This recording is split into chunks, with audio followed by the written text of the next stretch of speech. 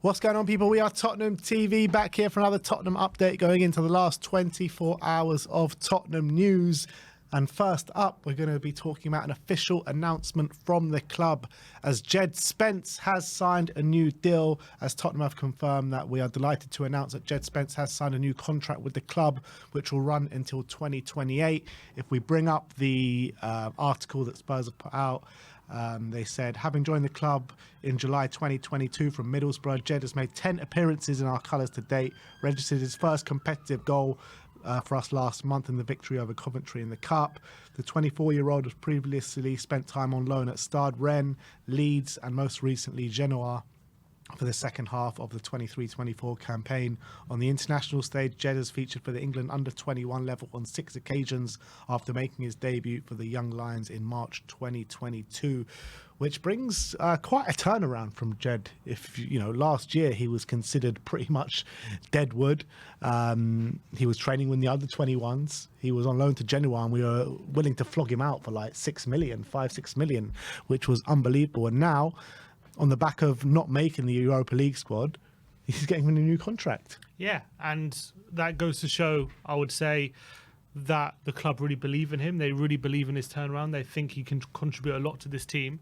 So I'm really happy for him, albeit his game time at the moment is still fairly limited. This season, obviously, has only been restricted to coming off the bench. Has he had any starts this season? I don't think so, has he? Hasn't started. He's only come off the bench against Coventry and Man United. Yeah. Because he can't play in Europa League. Come off the bench, I think, beginning of the season, a couple of games as well against Everton. Can't remember if anyone else. So he's had a few cameo appearances. That's about hasn't started any games. So you could argue actions speak louder than words, but an action here is giving him a new contract. So that shows that we believe in his future. Does this mean that he's going to be here for the long term, or is it just a case of protecting his value if we do want to sell him in the future? I guess that remains to be seen, because at the moment he's still not getting much game time, and as we've said, he's still not in the Europa League squad, so his game time is going to be even more restricted for the foreseeable. Maybe that can change in January if we can change the squad up a bit. Maybe he can be included, but he's going to have to wait until January for that kind of situation to change. I've obviously been really impressed with how he's performed this season, starting off in pre-season. And as you say, this was a player whose future didn't look like he was going to be at Tottenham for a long, long time. So that has clearly changed, and that I think that we've been quite ruthless over the last couple of years with players in Jed's position about wanting him to leave. People like Sessegnon, Højbjerg, and similar Tanganga, players in a similar position where we don't really see a future for them, and we've let them go and sold them cheap. But Spence, we've given a new contract, so that tells to me we believe he can be here. But as I say, if he keeps getting the amount of game time he is getting currently, whether he'll be here in a couple of years' time still remains to be seen. Yeah, but we're still in the early stages of the season, aren't we? And we know from now until January he can't play in Europe. So he has to get minutes in the Cups, and he has to get minutes in the Premier League from a starting point of view. And, it's a big opportunity. This game against Man City around the corner in the Cup, you'd say maybe he gets a start in that game. And I think he deserves it. I really believe that, because in pre-season he was one of our better players. Every time he's come on, I think he's done himself a really good service. He's got the goal that got us back into the game in Coventry. And if it wasn't for him, we probably wouldn't be sitting here talking about a game against Man City in a couple of weeks in the Cup. So I like his attitude, because his attitude has always been come into question. And it seems as though he has turned it around. And Ange has been harsh on him in not including him to the Europa League squad. Do you feel like Ange within himself probably thinks maybe after seeing that Fraser Forster performance at Coventry, it was a bit of a mistake not taking Spence in the European squad? I hope he thinks that, because it was a mistake. So, in my opinion, Spence is much more valuable to have in the squad than Fraser Forster.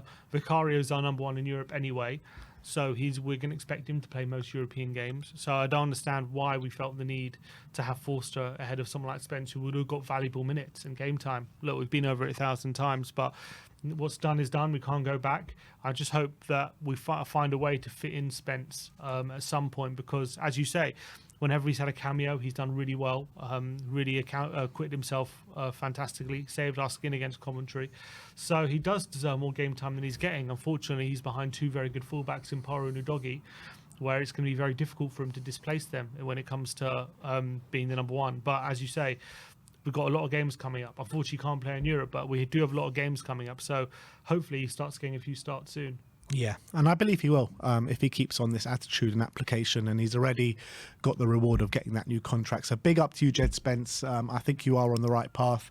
Next up, I want to just bring up this Ange comment, because Ange has been doing an interview with Opus Sport, and he's talking about, if you remember back after the Brighton game, he said, the players go away on international duty, and I'm not going to have much time with them to go over the result. And he says on the defeat to Brighton, you know what it's like before international football. The game finishes and everyone goes. The dressing room after the game is not the time to analyse. So I've been sitting on it for 10 days, mate. I'm ready to explode when they get back in the building. That will be my therapy.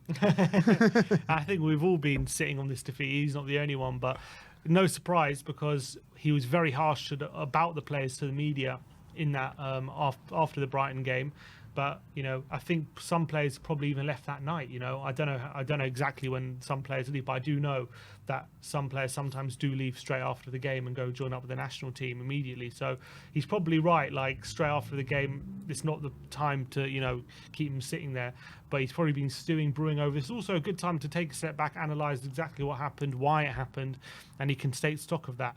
But of course, we all know that what happened in that second half was unacceptable. A few of the players came out and said that. So it's going to be interesting to see it's going to be interesting to see what Ange says when he comes back, especially in the press conference when he comes back pre the West Ham game. It's going to be interesting to see his comments, because he has been stewing over it, and wouldn't be surprised if he's got a lot of harsh words to say to them. Yeah, I think it'll be fairly muted in the press conference. I'd love to be a fly on the wall in the team meeting when they do come back to Hotspur Way, when the whole group is together, because I think Ange is going to absolutely go mental at all of them. And you know what? Ange has got himself to blame a little bit in terms of not making the changes, but I think the majority of the blame does lie on the players for the application that they showed in that second half, and it's not something that we have seen at Tottenham under Ange. So he's going to have to shake that out of them, and I think him really laying into them, I think will gather them together, and hopefully we'll see a much better performance at West Ham. Mm-hmm. We have to just take this as a learning opportunity. Absolutely, as well. absolutely. I think the North London derby, we've seen a good response since then, and this is another opportunity to have another good response against West Ham. We spoke about yesterday the comments made by Gaza in terms of him being charged £400 a ticket. Obviously, we're very harsh on Daniel Levy in the club regarding that situation. However, Gaza's agent Katie Davis has now spoken about the situation, I think, speaking to The Standard, and she says, we should like to clarify that Paul's comments were not an accurate reflection on his relationship with Tottenham Hotspur Football Club, which has provided a huge amount of support for him over the years and always looks after its former players. In relation to the tickets, these were intended for associates of Paul and not for himself. Paul has never been charged by the club for a ticket to come to a match, and we hope this draws a line under any misunderstanding of this matter. So you've got to put up your hands, because we were wrong in terms of the information that we were fed by Paul, because we were led to believe that he was being charged £400 a ticket. Oh, it's from the horse's mouth. He said it himself. So it's not like we heard it. Yeah, that's what I'm saying. We were misled by Paul. Yeah, but it's not like we heard a rumour and we went off the back of that. Paul Gascoigne literally said it himself. So it's not much, we can only go off what he said. Obviously, his agent now saying something else. We don't really know whether the club has told his agent to say that or whether that is the case. Obviously, the agent has taken it upon themselves to clarify the situation. So you've got to take it at face value. We know Paul Gascoigne... maybe he meant something different by what he said, or maybe he did say the truth and the club weren't happy and they told his agent, you have to come out and say this, otherwise I don't know, that he won't be invited back or something. I don't know, but or you won't get 400. You'll be charged £600 next time. But look, if we have to take the agent's comments at face value and hold our hands up and say maybe we got this one, obviously we probably got it wrong, and maybe Paul wasn't clear enough with what he was saying, and he was talking about he wanted tickets for other friends to come join him and he doesn't pay, rather than he's being charged himself £400. So if that's the case, we have to apologise to the club and whoever we criticise, because clearly that was not the case. Yeah, exactly. So I don't know, Matt, but you have to just take what she says as the truth. Look, but the only thing I can say she's is, got no reason to be pressured by the club. yeah, I mean, unless the club, there are reasons the club can get in their ear and tell them that, you know, from a PR standpoint, it would be better for them to not go for Paul not to go against the club, and maybe in the future they'll get benefits. I don't know. Look, I don't know what the situation is. I know from a PR standpoint it was terrible what Paul said for Spurs, so it wouldn't surprise me if Spurs have told them to backtrack on it. And told her to make a statement. So I'm just trying to find a reason why, if it was true, why, like, what can Gaza, if they are getting charged £400 for a ticket anytime he wants to go see Spurs, then why would him or his agent backtrack on it? So the club could say, they could say in back channels, look, you come out and backtrack, and we promise from now on you only have to pay. Say that. Could say that. Yeah, it wouldn't surprise me. I just don't know. I feel like what she's saying is true, because I feel like maybe Gaza got a bit pissed off that he can't bring his mates essentially to the games. Also true, but what Gaza said didn't really sound like he was talking about his mates. It did sound like he was talking about him. But maybe we know Gaza's not the clearest guy. Exactly, that's what I'm trying to say. Yeah. No, I get that. So maybe that's also the case. I think we probably have to take Kate Davis's words at face value and hold our hands up and say we were wrong. But look, you never know with what happens in the back channels and the PR perspective. I'm sure that what Kate is just clearing up a situation where there's been misconstrued information. But as well, you never know with Tottenham. They're always very careful with PR, and I wouldn't be surprised if it's come from them as well to tell her to look, backtrack, and maybe in the future we'll just give you more benefits. Yeah, you say Spurs are always careful with PR, but I mean, have a club made more bad PR moves than Spurs? I didn't say they were good at it. They tried to be careful, but they're not very good at it. All right, well, that's that one. Let's cover the international games, as international break is in the distant memory now. We can look forward to Spurs for the next month until the next international break comes around. Pape Matar played 90 minutes for Malawi against Senegal. Apparently he played very well. If you bring up the stats, he was the second highest rated player on the team via SofaScore. If you want to download the app, the link is in the description below. Look at that heat map, absolutely everywhere. On the left-hand side, it looks like here. Yeah, it looks like it. Interesting. He played 90 minutes, 102 touches, 3 key passes for Pape, which is really good. 5 out of his 6 long balls were accurate. 1 big chance created. 2 shots, 1 off target and 1 blocked. 5 out of 5 aerial duels won. 12 out of 19 ground duels won as well, which is monstrous numbers for Pape. 2 interceptions, 3 tackles. So it looks like a really strong display for Pape. And obviously carries on his good form that he's been showing lately for Tottenham as well, with his cameo appearances and some starts in Europa League. And I was actually, again, reading some comments from some Senegal fans about his performance against Malawi, and they were saying this is the Pape we want to see. This is the Pape we want to see on a regular basis, because he was phenomenal.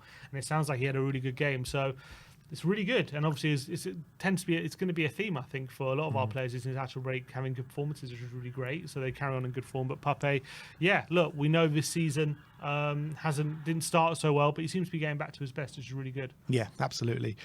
Moving on to Yves Basuma, who played 90 minutes in a 0-0 game against Guinea-Bissau away. He captained the side. As I said, played 90 minutes. It looks like he was playing in the 10 again, Basuma, very high up on the pitch. He managed to get himself quite a lot of shots as well. 2 on target, 2 shots blocked.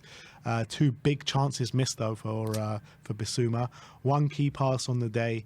2 of his 8 ground duels won. 1 time he was fouled as well. 1 clearance, 1 block shot, 1 tackle. Go back to his heat map. This is his heat map. Yeah, so very high up the pitch, isn't he? Position, obviously, tends to play a bit more for Mali. You never see him really there for Spurs. He's very much deeper and much more concentrated as well in that central area. So maybe it's him adjusting to a new position. I don't know what Mali's attacking midfield kind of options are, but maybe he's kind of the best option for them. That's why they play him there. But obviously, that's not his position, so it doesn't surprise me that he didn't really get any goals or he struggled to score and it finished 0-0. But yeah, it's not a position he's going to play for Spurs. So I don't really judge him on that. Yeah, absolutely. Next up is Radu Dragusin, who played 90 minutes in Romania's 2-1 win over Lithuania. Let's go and have a look at his stats. He got a rating of 6.6 only in a game against Lithuania after a goal-scoring performance. That's his heat map, so obviously advancing quite high up the pitch. But you'd expect that for Romania when they play Lithuania, who are average side to say the least. 3 clearances, 1 block shot, 1 tackle, 52 touches, 63% passing accuracy, which is not great. 2 out of his 10 long balls were accurate, 2 out of 2 ground duels, 4 out of 4 aerial duels, 1. And he was fouled 1 time with 1 dribble successful out of 1. So that was Radu's display.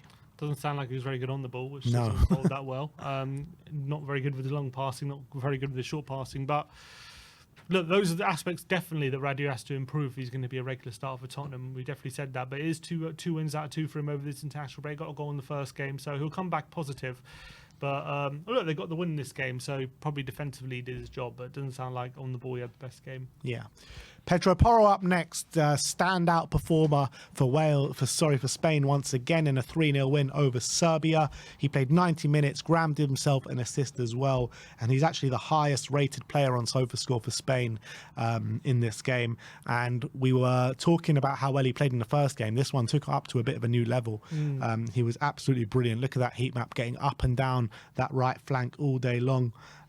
He managed to take where's the shots? He managed to take 3 shots on the day, 2 off target, 1 on target, 1 clearance, 2 interceptions, 3 tackles, 6 key passes on the day for Pedro Porro, which was unbelievable. 4 of his 10 crosses were accurate, 6 out of 8 ground duels, 1, 2 fouls, 3 times he was fouled. So a really dominating display for Pedro Porro. Yeah, and he's really grabbing that chance because 2 strong performances over the international break. And if you have, I watched his individual highlights, and he was phenomenal on the ball. We know what ability he has, but look, Serbia are a decent team. They got some really good players. So to put in that kind of performance, and also in a 3-0 win for your right back to be man of the match is impressive from his standpoint. So really nice assist for his goal, deep cross to the back post, which was headed home from Laporte.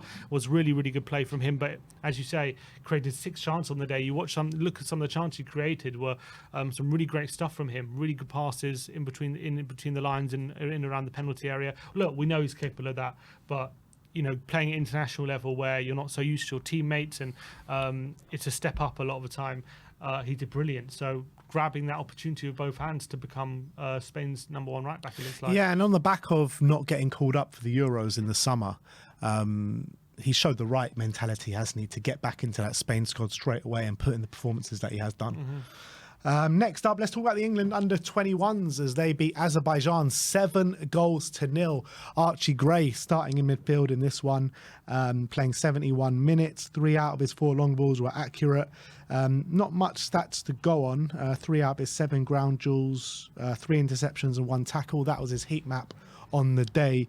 But Dane Scarlet actually came on for the last half an hour and grabbed himself a goal. He won't probably find many easier goals than the one that he got. Well. Did he get an assist as well? Oh, he did for Amari Hutchinson's goal. An assist, right in the last minute. As you say, the goal was literally just like a complete open goal. You yeah, couldn't get more open goal. If I remember rightly, the cross comes in, the keeper spills it, and he puts it in the empty net. So a bit of luck. Obviously, clearly, Azerbaijan under-21s are not much to play against because it was an absolute battering.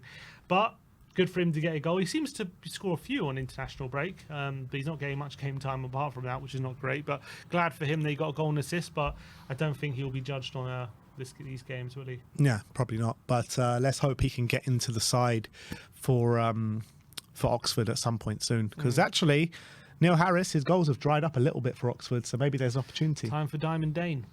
It's time. And last but not least, Argentina 6, Bolivia 0. Cuti Romero back in the side, playing 90 minutes, 7.3 rating on the day, which is actually, apart from the goalkeeper, the second lowest on the whole team, just above Alexis McAllister. But look at that heat map from Cuti. That is Cuti in a nutshell, isn't it? Basically playing in midfield. Yeah. Fantastic. But yeah, you expect that when you 6-0 win. They probably didn't have, I don't know how many how much possession or shots Bolivia had. I'm guessing not a lot. So sounds like he kept them quiet. 28%. There you go. So probably didn't have to do much defending. So sounds like he did his job to what he needed to be. But the stars of the show were in the front line, clearly. Yeah. 1 clearance, 1 interception, 1 tackle, 1 out of his 2 ground duels, 5 out of his 3 aerial duels, 1 foul. And that was it from Kuti. But in terms of the star of the show, you know who it was. It was Lionel Messi.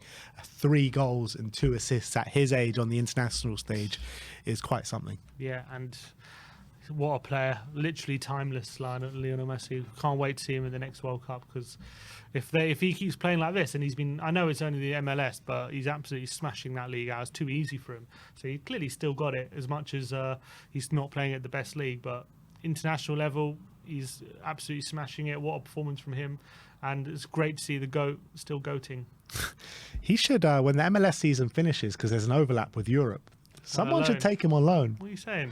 Someone should take him on loan. Big Ange, put in a good word. He's a phenomenon, and he's always been a phenomenon. Best player that's ever played the game, Lionel Messi. And at his age, to still be doing what he's doing, I think is unbelievable. But yeah, talking about Kuti, so that was this morning, wasn't it? The game. I prefer to talk about Messi, to be honest. True, but the game finished like 3 a.m. Yeah. So he's probably getting back from Argentina tomorrow, you would say. Yeah, he probably left soon after the game finished. Yeah, let's just hope he's not suffering. But it's the same. It's the same every time with Kuti Romero. They always play early hours of the morning Argentina in English time. It is always, Wednesday. Sometimes it's Monday. Sometimes no, it's usually around this time. Could be late. This is probably later than usual. No. No, I think it's around the same. To be honest, I don't think there's much different. Well, we know that there've been complaints about Romero playing too much or overplaying him. So be interesting to see if this weekend he's only going to have he's going to have today, which is kind of rest, but it's more travelling. So is he going to come straight back to training? Is he going to get another day's rest? We'll have to wait and see. What is better? Because Radu Dragusin played 2 90-minute stints for Romania. But he didn't have the travelling time. Romero only played 1 90 minutes, but he's got the travelling time and he'll arrive back pretty late. So, which player will be more tired? Probably Kuti, because he's played closer to the time, I would say. Fair point. I mean, it is only by a few hours, isn't it?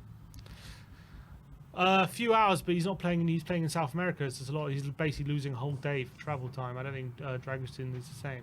No, it's not the same. But with the travel time, it's not like they're travelling in economy. Dragusin could be back in England today and resting today, whereas Romero he might be travelling tomorrow and he might feel like he needs to rest tomorrow, but he's got to be back in training. Yeah. Whereas Dragusin might be well rested and back for training tomorrow. I mean, can you not just rest on the plane?